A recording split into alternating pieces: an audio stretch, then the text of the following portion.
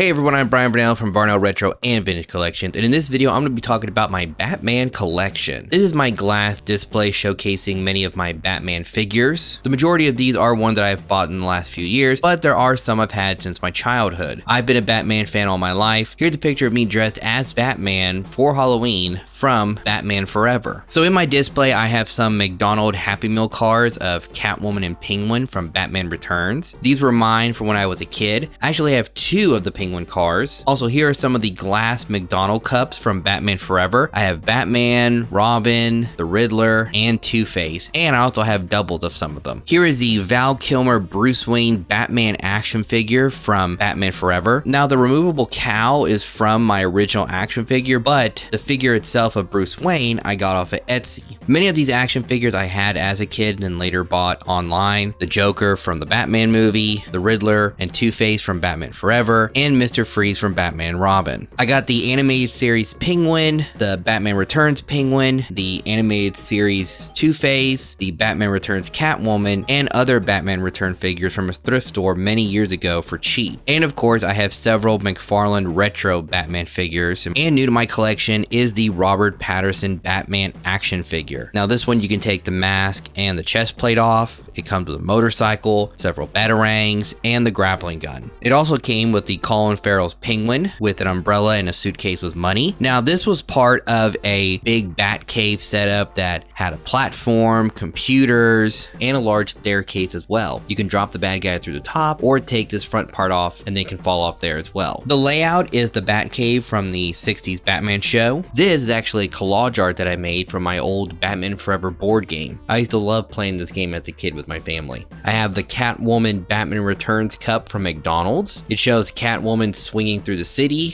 with Batman chasing right behind her. I also have a Batman Forever cup that has a drawing of Batman, Two-Face, Robin, and the Riddler. I think this was part of a Batman Forever birthday party I had. Here's something that's really vintage, my Batman cape that I got back in the 90s at Six Flags. You can tell it's old because the bat symbol is all tattered, but the Velcro still works for it to be worn. I remember going to see the live Batman show at Six Flags. These are actually photos I took during my visit there right after Batman Returns came out, and they had the 60s Penguin and the Michelle Pfeiffer Catwoman fighting Batman. Here's Batman Returns for the NES. This is one of my first games I got as a kid. I still love playing this game. So a random Batman thing I own is a Bane Pog that I got at MJ Designs. This is the only Batman Pog I own. It's from 1993 and it shows Bane chilling in his headquarters. Now the oldest Batman thing I own is this knockoff Batman plush that I got at the State Fair when I was a kid. At the time I thought this was amazing, even though now it looks janky. I have a large Hot Wheel collection with different types of Hot Wheel cars featuring franchises and characters, so of course I have to have some Batman Hot Wheel cars. This one is from the classic Batman TV show. It's the Batcopter. I have the Batmobile from the 1989 Batman movie. I have a Justice League Batman car, the 60s Batmobile, a 2022 updated version of the 60s Batmobile, the Dark Knight Tumbler, and this random Batman Hot Wheel car with spikes on it. In my Mad Magazine collection, I have several Batman themed covers. This one was from the Batman and Robin movie where Alfred E. Newman looks like Batgirl. This was the Mad Batman Spectacular Edition. Both of these I got at Half Price Books several years ago.